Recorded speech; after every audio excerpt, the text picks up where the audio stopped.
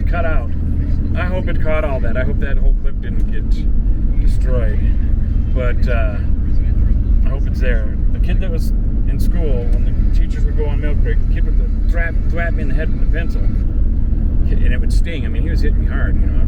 And I didn't feel like he might have even knuckled me sometimes or something. But then he'd thwap me with a pencil. And I couldn't take it, but I didn't want to get in trouble. And I put up with it for quite a while. And I told my parents one day that this kid was doing this at school every time the teachers went on milk break. And I asked if I had their permission, because I didn't want to get in trouble and go to the principal's office, but I couldn't take it no more. And I asked if I had permission to beat him up if I needed to, you know. And my parents told me yes after I told them everything was happening. And they said, and if I don't worry if I get sent to the office, they said, don't you worry, we'll come to your school, we'll deal with it, you know. And because things were dealt with differently back then, you know. Nowadays, you know, the parents would have called the teachers and told the principal that, hey, this is what's going on, you guys need to straighten that out. Well, when I was a kid, that stuff didn't happen that way, you know. Parents would be like, yeah, don't take that, you sock that kid back.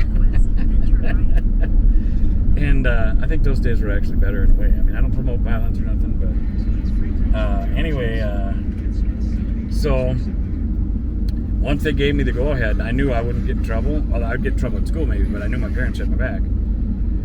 That kid didn't realize it because, you know, as kids, you don't think of that stuff, but I'm a lefty, so I switched my pencil to my right hand when it was about time for milk break, when the teachers were going, because I was going to be ready. And as soon as I waited till he hit me, because I wasn't going to just attack him. I was going to be a defensive mode, you know, after he hit me. I was going to strike back if he did it. And he did.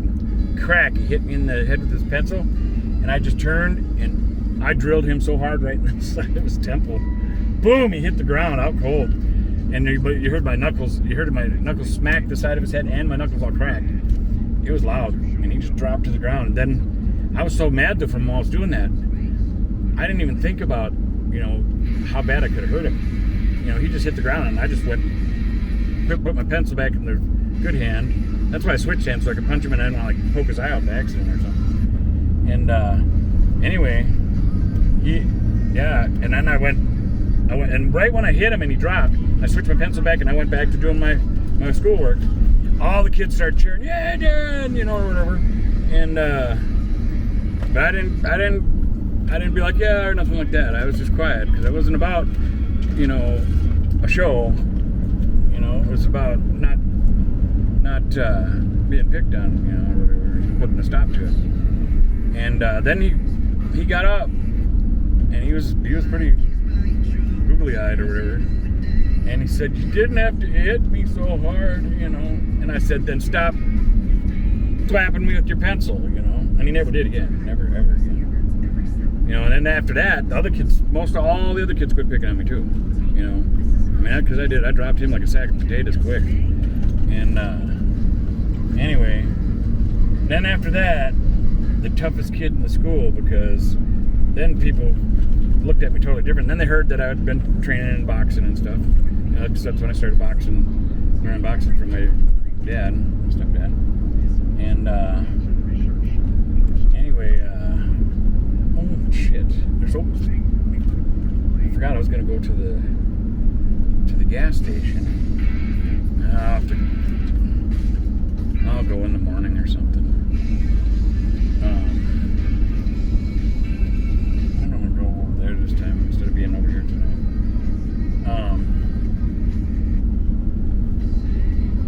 We got a few campers around here tonight. We got one right there, and I got another one over here. And there was one at the Holiday over there.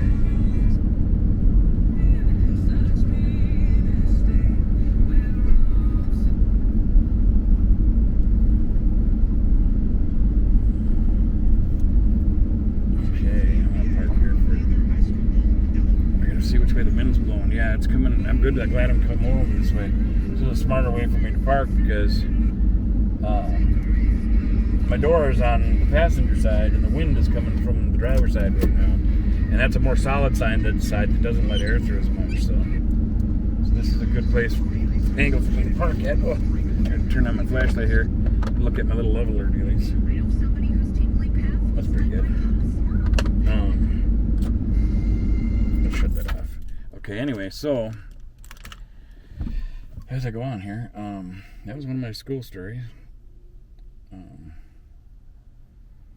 See, and even in that story, it kind of shows, my relationship with God in it, because I didn't just fight back right away. I took a day after day after day.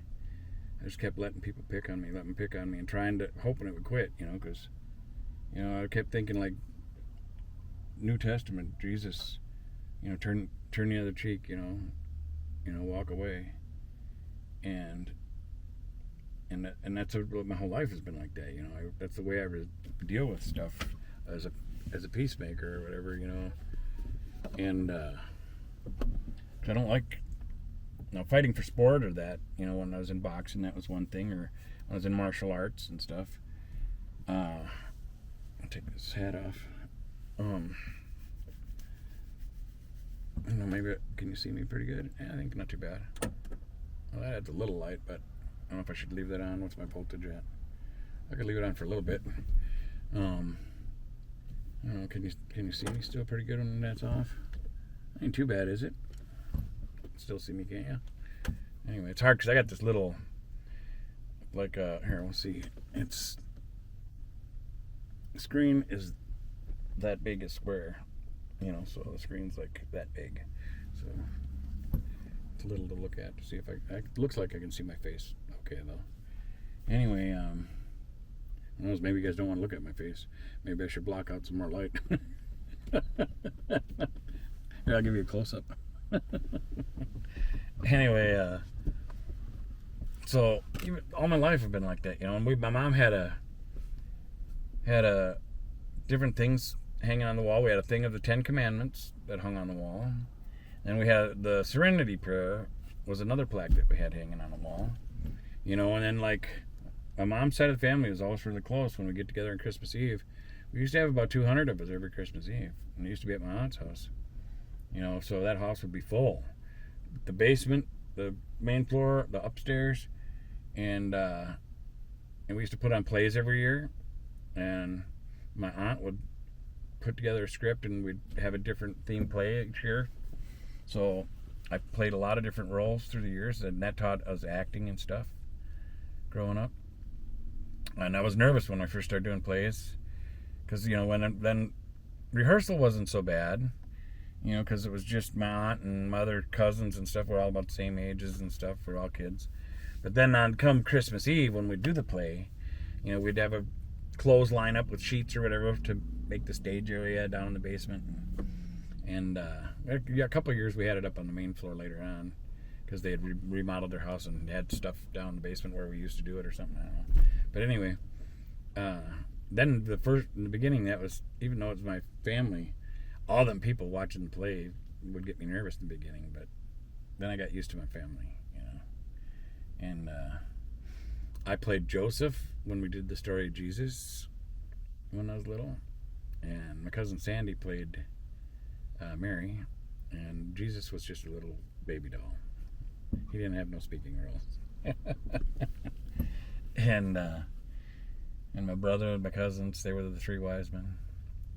And one time we did a Frosty, the snowman, and I was a kid in that. And one time we did a play called The Tiny Little Elf, and I was the star in that one. I was the tiny little elf. We did a Little House in the Prairie one, and I was Charles Ingalls in that one, I think. Yeah,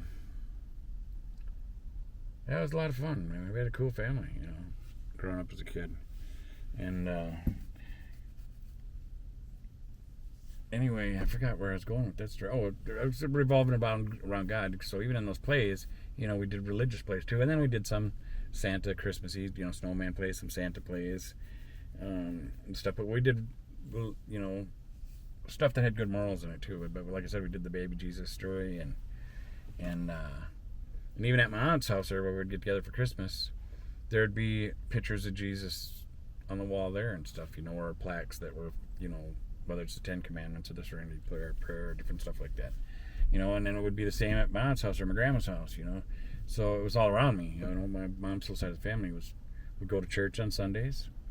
As a kid, we used to have to dress up in a suit and stuff and go to church, and I think I was about 10 or something like that when I got baptized as Lutheran. I'm a Christian though. Not religious, because religion's got their different rules and stuff, and I think they're all praying to the same God. So, but yeah, I'd say I'm Christian. I believe in the Bible and Christ and all that stuff. So, yeah, I'll say I'm a Christian, I guess. But some people, get hypercritical. Well, if you did this or this, that, then you're not a Christian. You're this or something or that. I'm a Christian. But I don't see nothing wrong with being a Lutheran either, or Catholic, I guess. I don't want to be Catholic though. They're a little different. But I like the crosses. Like I've worn crosses all my life. And I've worn Catholic crosses that show the crucifixion. But see, when I was a kid, I didn't learn the difference yet. I wasn't paying attention.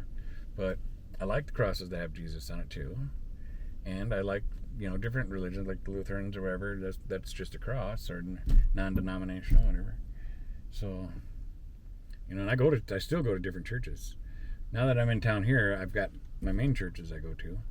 But when I was working at the foundry, on my weekends off and stuff, I travel because I've got so much going on in my life with everything.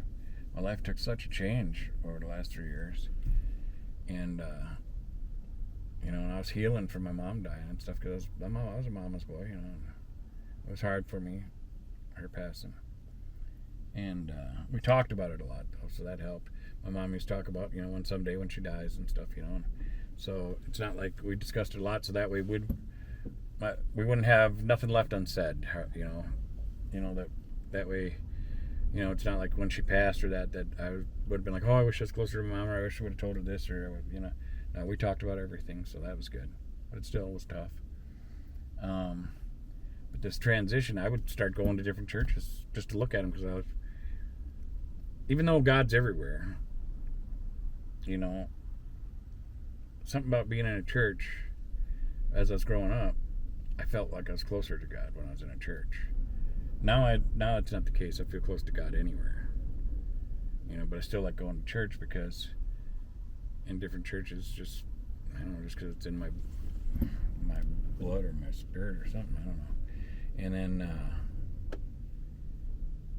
then plus I like going to actual services, because then you get fellowship, people that are coming there together for the same cause, to celebrate the Lord. And when you're around that atmosphere, it's so much more it's so powerful. It's a different experience. I still have my experiences with God one-on-one, but then when I'm with the church, or even when I go to the other churches, even though they might not be having a service going on, I'm still talking to other people that are part of the church, and like some of the pastors, I've sat down and talked to the other different pastors, and asked them if they had time, and I did a lot of crying and laughing and telling stories to these pastors in the area, because I wanted to share my story with them, and let them know who I am, and my relationship with God, and the stuff I'm going through right now, and thank God that these churches are wonderful, and they've helped me a lot. I don't know, man. I just hope that this stuff changes quick, because I would like to give back so much to the church, especially from all the help they've given and the support. And now some of the churches, they might not have given to me, but they're still there for me. I still got to go there to feel at peace, or to talk to a pastor, and that helps too, just being able to tell your story, or get it out and vent and communicate with people, So they've all done a lot for me.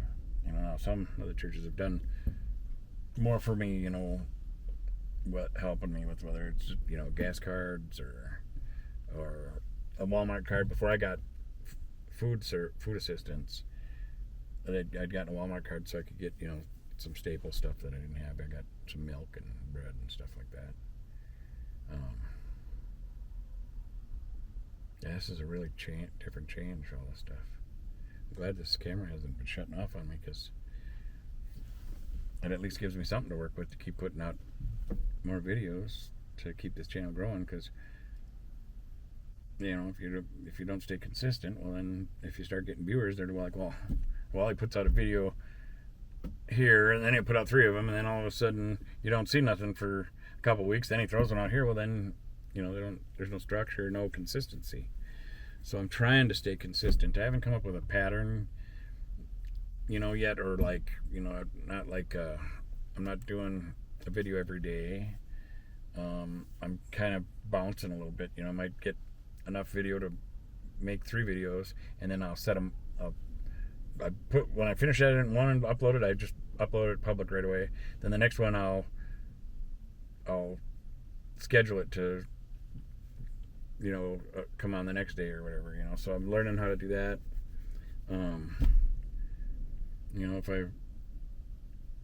But I'm trying to stay consistent while I've got all this stuff going on, because this channel is important, because I feel this is what God wants me to do, or the beginning of it or something, because he wanted me to work for him or spread the word or whatever to reach more people.